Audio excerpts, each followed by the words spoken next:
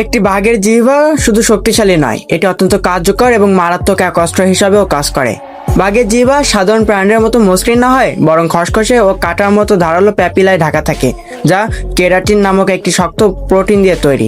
এই বিশেষ গঠনই বাঘের জিহ্বাকে অতিরিক্ত শক্তিশালী করে তোলে। যখন একটি বাঘ শিকারের দেহে চাটে, তখন তার জিহ্বা এই ধারালো অংশগুলো চামড়া ছিঁড়ে মাংস আলাদা করে ফেলতে সক্ষম হয়।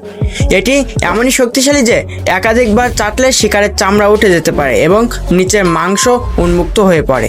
এই ক্ষমতা বাঘের খাদ্য গ্রহণকে সহজ ও দ্রুত করে তোলে, কারণ তারা দাঁতের পাশাপাশি জিহ্বা দিয়েও খাবার ছিঁড়ে খেতে পারে। এই বৈশিষ্ট্য শুধু শিকার খাওয়ার জন্যই নয়, বরং আত্মরক্ষার ক্ষেত্রেও বাঘের একটি গোপন অস্ত্র হিসাবে বিবেচিত হয়।